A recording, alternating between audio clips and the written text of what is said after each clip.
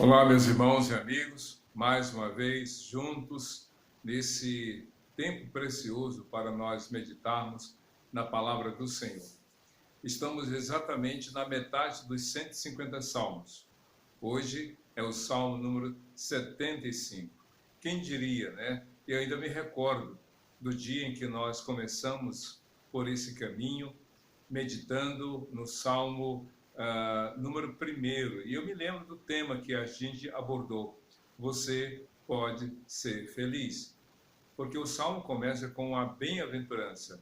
E na língua tanto hebraica quanto grega, a expressão bem-aventurado quer dizer extraordinariamente feliz, maravilhosamente feliz. É uma felicidade que não tem como ser mensurada e também não tem como ser explicada.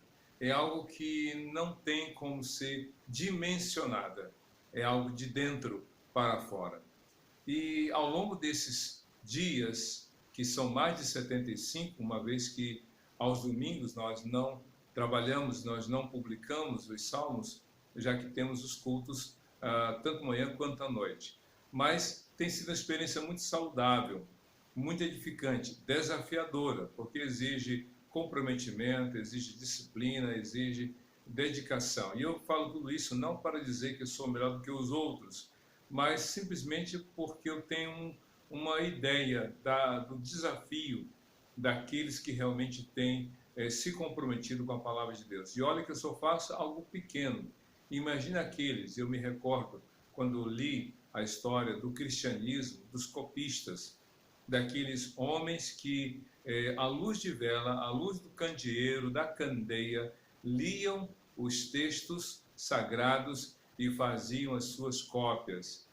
E outra coisa, não era o livro, né, que eles escreviam não tinha um formato desse que nós conhecemos. Eram pergaminhos ou papiros, eram rolos de papiro, e o papiro, como vocês sabem, é um papel de origem vegetal. O rolo, na verdade, de papiro tinha sua origem vegetal. Eles tiravam o junco e então trabalhavam aquelas fibras vegetais, formavam as folhas de papel, e os rolos, melhor dizendo, e escreviam neles. Já no caso dos pergaminhos, eram peles de animal que eles usavam para escrever a palavra de Deus. E os hebreus, principalmente, que levavam muito a sério a tarefa de copiar a palavra de Deus, quando iam escrever, eles tinham todo um preparo espiritual, todo um ato de reverência. E segundo alguns estudiosos, eles estavam ali escrevendo os textos bíblicos, mas quando chegavam na hora de escrever o nome de Deus, escutem bem, eles trocavam de pena, trocavam a cor da tinta, isso alguns dizem, e então escreviam o nome de Deus. Depois de escrever o nome de Deus, trocavam a pena, trocavam a cor da tinta e continuavam como antes estavam. Então, havia todo um cuidado, todo um zelo para com a palavra do Senhor. E hoje nós temos a Bíblia de diferentes modos, de diferentes maneiras. A gente encontra a palavra de Deus no modo tradicional, no livro. A gente encontra a Bíblia também em PDF. A gente tem a Bíblia online, diferentes traduções. Eu mesmo tenho um CD-ROM, que nem existe mais esse material, com 52 Bíblias ali onde eu posso acessar em diferentes línguas. Hoje, através da internet, a gente pode acessar realmente diferentes traduções, diferentes pesquisas sobre a palavra de Deus. O que eu quero aqui dizer com tudo isso é que Deus zela pela palavra. Se você ler Jeremias capítulo 1, só para ter uma ideia, Deus deu a Jeremias várias visões sobre suas ações, sobre os seus ministérios, sobre os seus propósitos para com as nações, e em particular a nação de Judá, né, cuja capital é Jerusalém. Pois bem, a palavra de Deus mostra no capítulo 1 que Deus pergunta para Jeremias: o que tu vês, Jeremias? Ele diz: eu vejo uma vara de uma amendoeira. Pois é, eu zelo pela minha palavra. Eu sugiro a você que pegue todos os capítulos do livro de Jeremias e anote numa lista todas as ilustrações, todas as metáforas, como alguns assim chamam as ilustrações da Bíblia, para você entender o que Deus quer ensinar. Muito bem, vamos então agora para a nossa reflexão no Salmo número 75.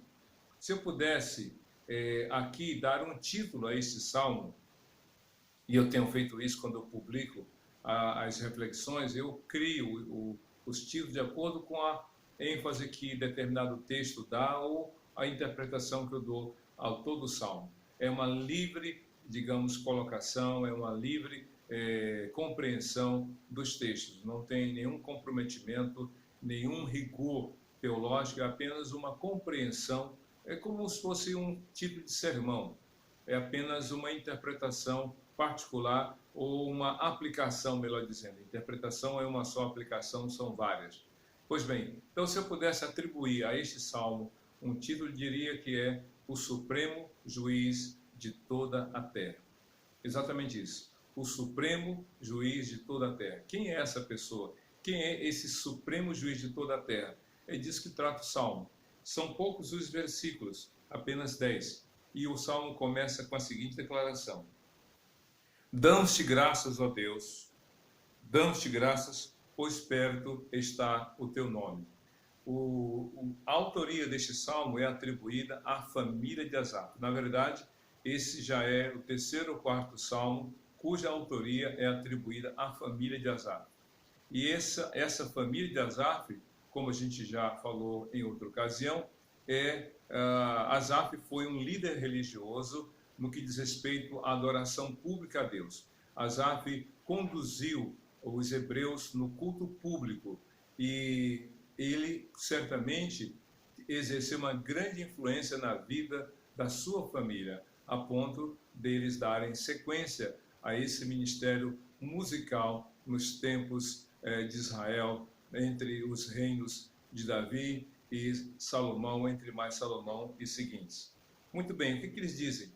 Aqui está falando de uma postura, de uma decisão, de uma escolha. Damos-te graças, ó Deus. Damos-te graças, pois perto está o teu nome. É estranha essa expressão, pois perto está o teu nome. Os hebreus, a cultura oriental, mas entre os hebreus havia essa compreensão de que o nome revela a pessoa. Por isso que a gente vê entre as pessoas o diálogo entre elas e, num primeiro encontro, aquela preocupação de saber o nome da pessoa, porque eles criam que quando alguém revelava o seu nome, estava revelando a sua pessoa, se revelando a si mesmo. Por isso que Moisés, no capítulo 3 de Êxodo, pergunta ao Senhor: qual é o teu nome? Eles vão perguntar quando eu falar que o Senhor se apresentou a mim, que o Deus de Israel se apresentou a mim. Na verdade, a gente vê toda essa preocupação e Deus fala: digam a eles que eu sou. Primeiro Deus fala: eu sou o que sou. E diga a eles: o eu sou te enviou. Então, quando o salmista aqui diz, perto está o teu nome, está falando aqui de duas ideias, de tantas possíveis. Primeiro tem a ver com o conhecimento do nome de Deus. Só pode falar o nome de Deus no sentido de fé, de comunhão, de proximidade, aquele que realmente se rendeu ao Senhor. Não adianta falar o nome de Deus, mas ter o coração distante dele. Foi isso que o profeta Isaías falou da parte de Deus: este povo louva-me com seus lábios, mas o seu coração está longe de mim.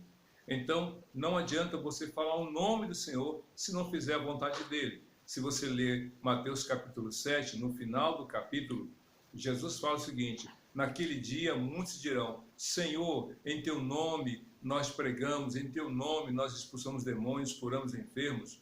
E ele dirá: não vos conheço. Então não adianta você falar o nome de Deus, mas não viver em comunhão com ele. Quando o salmista disse: perto está o teu nome, está falando não só do nome, mas sobretudo da presença do Senhor. Quando nós meditarmos no Salmo 138, você vai ali encontrar que Deus fala o seguinte: porque o salmista fala: porque tu exaltaste sobre toda a terra o teu nome e a tua palavra. Isso quer dizer o quê? Que o nome do Senhor e a palavra dele não se separam. o nome do Senhor e a pessoa dele não se separam.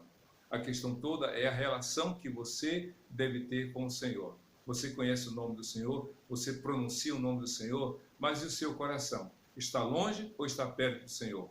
Eles disseram, o teu nome está, damos-te graça, pois está perto do teu nome. Teu nome está perto de nós. Lembra do 1 Crônicas 7,14? Se o meu povo, que se chama pelo meu nome. Ou seja, o nome e a pessoa estão interligados a ponto de não se separar. Aí você pergunta, poxa, mas há muitas pessoas que têm o mesmo nome. Sim, de fato há. Há pessoas que têm o mesmo nome, que nasceram no mesmo dia.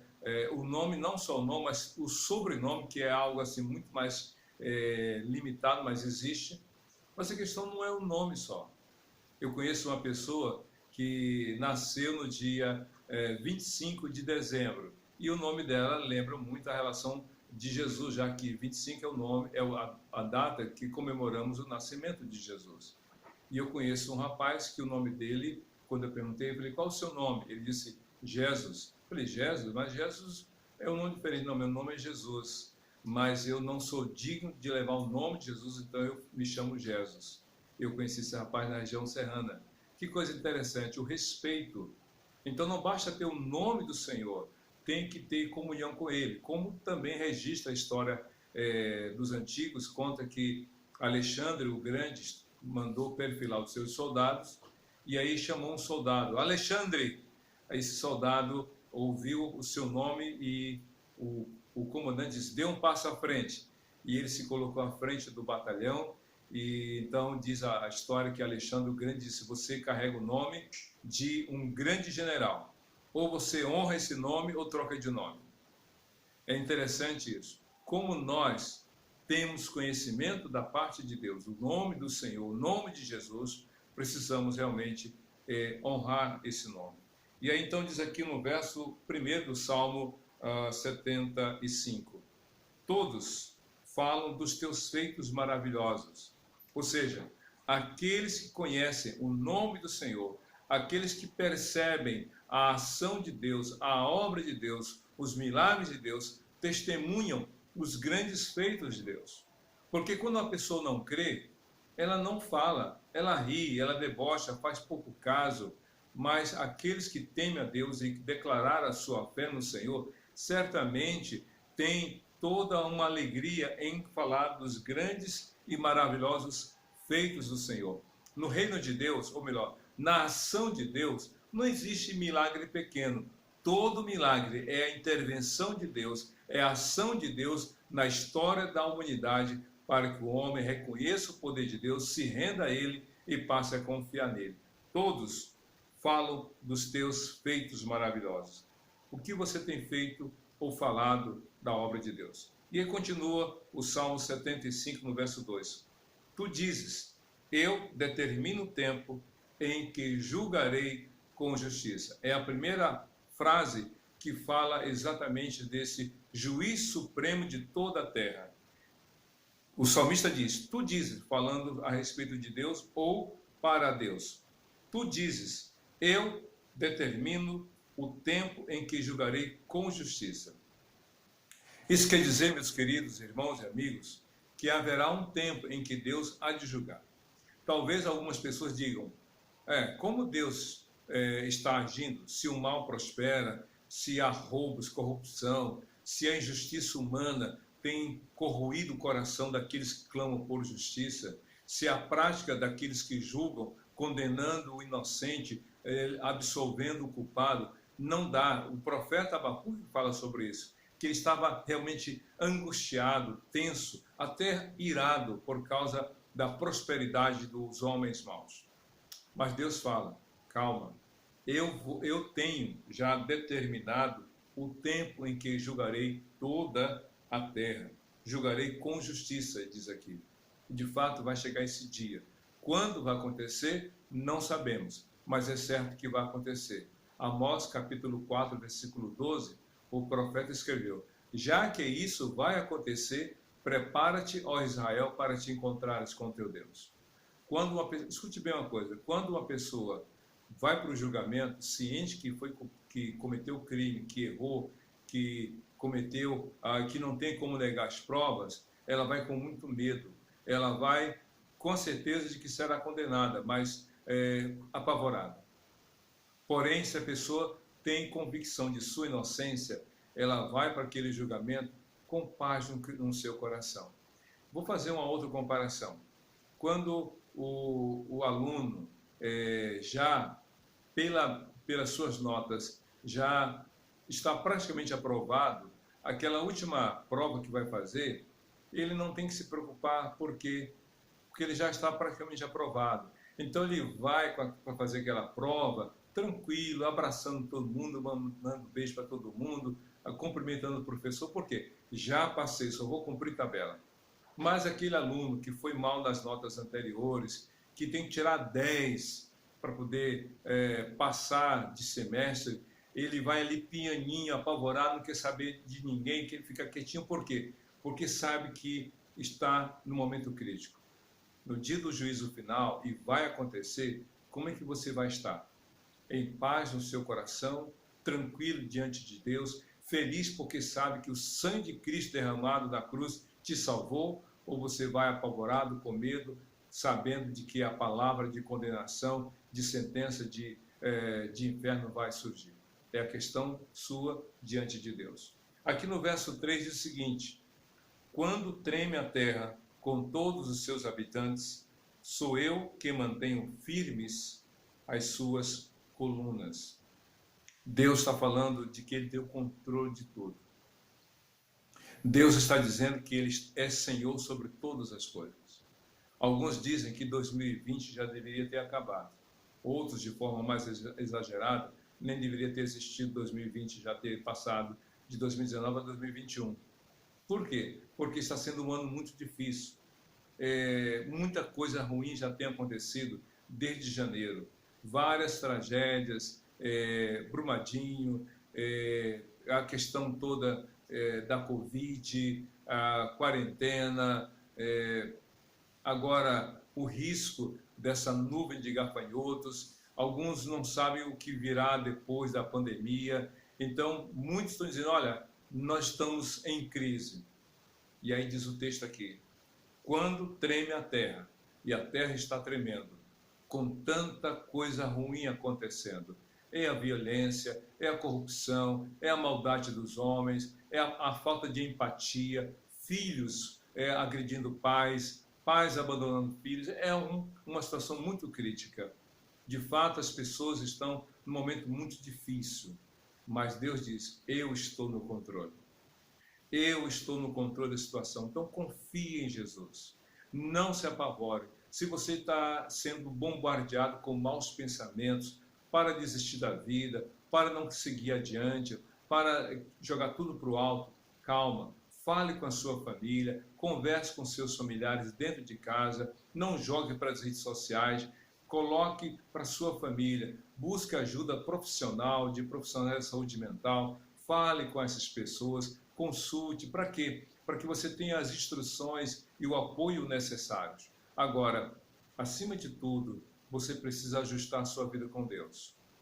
Então, tenha paz no seu coração, confiante que Deus está no controle de tudo. No verso 4 do Salmo 75, o salmista disse, aos arrogantes digo, parem de vangloriar-se, e aos ímpios não se rebelem.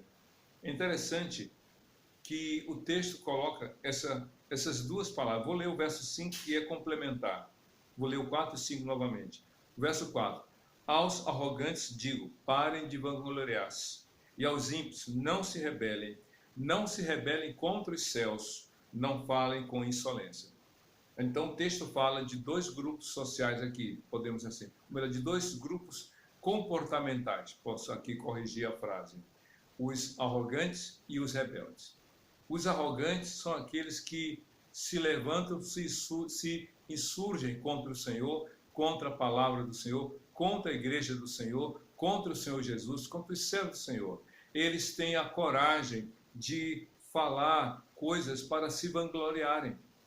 E o que é a vanglória? O termo vanglória é autoexplicativo, é uma glória vã.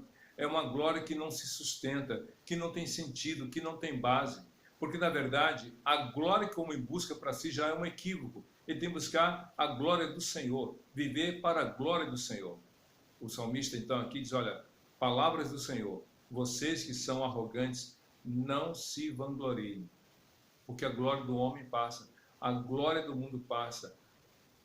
O pastor Rick Warren, pregando sobre essa questão daquilo que o homem pode se exaltar, ele contou a história de uma pessoa que durante seu período escolar, no ensino médio, conquistou vários troféus em questões competitivas, tanto na questão escolar quanto na questão esportiva dos estudos e esportivas. E os troféus que ele ganhou foram colocados na sala dos troféus. E lá com o nome dele, alguma coisa se referindo ao seu êxito. Tempos depois, ele já formado na universidade, já um profissional bem-sucedido, ele retornou realmente àquela escola, talvez para matar a saudade, né? Chegando lá, ele teve a grata e, ou melhor, a infeliz surpresa de ver os troféus que ele havia ganho, sabe onde? Na lata do lixo. E aí o pastor Rick Warren escreveu uma frase: um dia todos os troféus irão para a lata do lixo. Recentemente, quer dizer, alguns anos atrás, mais recente em relação a essa história, uma pessoa ganhou o Oscar, que é o prêmio máximo naquela categoria em que competiu em Hollywood, e tempos depois ele perdeu aquele Oscar e foi encontrado na lata do lixo. Então, a glória do homem é passageira, mas a glória de Deus é eterna. Então, prefira a glória de Deus do que a glória do mundo, obviamente. Mas aí diz outro texto aqui sobre os rebeldes. E vocês, e aos ímpios, não se rebelem contra os céus. Se rebelar contra os céus não é olhar para a nuvem e falar mal da nuvem, ou apontar o dedo para ela. Se rebelar contra os céus, não é apontar o dedo para o sol, para a lua, ou para as estrelas e falar contra elas. Se rebelar contra os céus é se rebelar contra Deus. O ímpio não teme a Deus, não respeita a Deus, não se submete a Deus e se insurge contra Deus. A Bíblia diz, tanto em Daniel como no livro de Apocalipse, que o anticristo será aquele que vai abrir a sua boca para falar contra Deus, blasfemando contra Deus e contra o povo de Deus, contra Jesus e a igreja do Senhor. Então, tenha cuidado com essa atitude, porque não ajuda. Não ajuda você. Aqui no verso 6 do Salmo 75, a Bíblia diz, não é do Oriente, nem do Ocidente, nem do deserto que vem a exaltação. É Deus quem julga, humilha um, a outro exalta. Ou seja, quando diz assim no verso 6, não é do Oriente, nem do Ocidente, nem do deserto que vem a exaltação, ou seja, não é de nenhum lugar deste mundo que o juízo verdadeiro vem, é de Deus. Deus é o supremo juiz. A exaltação não vem de nenhum lugar deste mundo, é do Senhor e tão somente dele. Diz o texto, é Deus quem julga, humilha um, a outro exalta. É isso mesmo. Deus é o Senhor. A um humilha, a outro exalta. Mas a quem ele humilha? Aquele que se exalta. E a quem ele exalta? Aquele que se humilha. Palavra de Jesus. Porque todo aquele que se humilhar será exaltado, mas a todo aquele que se exaltar será humilhado. Lucas capítulo 18, Jesus fala sobre isso. Então, se humilhe na presença de Deus. Se quebrante diante de Deus. Aquele que hoje está no poder e por causa do poder que adquiriu, que lhe foi concedido pela população, seja através de uma eleição ou porque por mérito conseguiu aquele posto, saiba de uma coisa, exerça com temor e tremor esse poder, porque só o Senhor merece e é digno de todo louvor e de toda exaltação. No verso 8 diz a Bíblia, na mão do Senhor está um cálice cheio de vinho espumante e misturado. Ele o derrama e todos os ímpios da terra o bebem até a última gota. Sabe o que é isso? Deus está dizendo que ele vai julgar e dará aos ímpios a retribuição de seus maus atos, de suas más escolhas, de suas decisões contrárias à vontade do Senhor. De Deus não se zomba, porque aquilo que o homem semear, aquilo ele ceifará, colherá. Então você precisa parar e avaliar a sua vida. O que você está fazendo com o que Deus te deu? Quais são as suas escolhas que você está tomando na sua vida? Então confie no Senhor, não ande, não se envereda pelo caminho da justiça, porque no tempo devido Deus vai julgar e dará a cada um segundo as suas ações. E então no verso 9, o penúltimo versículo do Salmo 75, o escritor bíblico diz o seguinte: quanto a mim, para sempre anunciarei essas coisas, cantarei louvores ao Deus de Jacó. Ou seja, a família de Asaf, que é a autora desse salmo, que escreveu esse salmo, ele coloca na coletividade, diz o seguinte: quanto a mim, ou seja, os outros são os outros. A escolha que os outros fazem são escolhas deles. Quanto a mim, eu vou fazer a minha escolha. E a minha escolha, diz ele, quanto a mim, para sempre anunciarei essas coisas. Cantarei louvores ao Deus de Jacó. A escolha de cada um. Como eu falei antes, a alteridade é respeitar o outro. Cada um é livre para fazer a sua escolha. Ninguém é obrigado a seguir o seu caminho. Ninguém é obrigado a fazer o que você faz, a crer naquilo que você crê. Ninguém é obrigado. Você tem que respeitar o outro. Você tem que reconhecer a liberdade do outro como você tem a sua.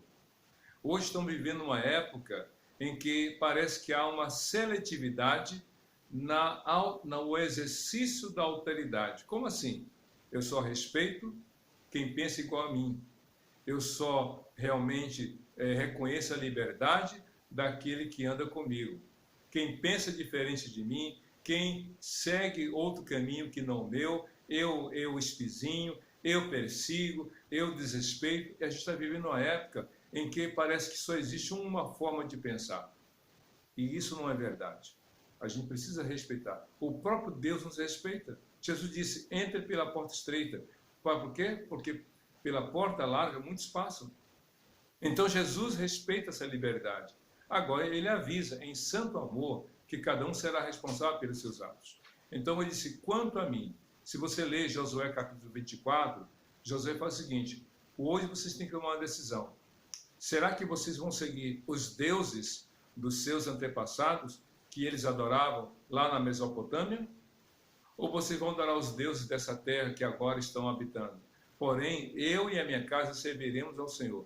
Nós não vamos adorar os deuses da Mesopotâmia, de onde vieram nossos pais, nem vamos adorar os deuses dessas nações que aqui habitam conosco nesta terra. Eu e a minha família vamos servir a Deus. Quanto a mim, disse aqui a família de Asaf, quanto a mim, no singular, quanto a mim, eu vou anunciar essas coisas, vou andar no caminho do Senhor. E o salmista termina o Salmo 75 dizendo o seguinte, no verso 10, destruirei o poder de todos os ímpios, mas o poder dos justos aumentará.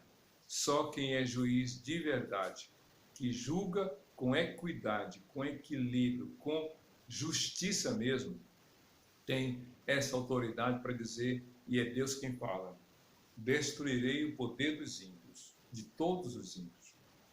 O ímpio hoje pode se exaltar, pode se achar o melhor, pode bater no peito dizendo é assim que eu faço, e acontece, diz o texto, palavra do Senhor, destruirei o poder de todos os ímpios. De Deus não se zomba. Se você tem o poder por delegação ou por mérito, a questão não é o poder, mas como você o exerce. Então, Deus sabe, e Ele mesmo está avisando, um dia eu vou julgar, vou destruir o poder de todos os ímpios, mas o poder dos justos aumentará. Eu vou humilhar quem se exalta e vou exaltar aquele que se humilha. Por isso que o apóstolo Pedro diz lá em 1 Pedro capítulo 5, versos 6 e 7. Humilhem-se debaixo da poderosa mão de Deus, para que a seu tempo ele os exalte. É Deus quem faz isso. O supremo juiz de toda a terra está cuidando de todos nós. E que você confie em Jesus, que ele virá uma segunda vez para julgar toda a humanidade. E que você ouça do supremo juiz, venha, bendito meu Pai. Que Deus te abençoe, hoje para todo sempre. Amém e amém.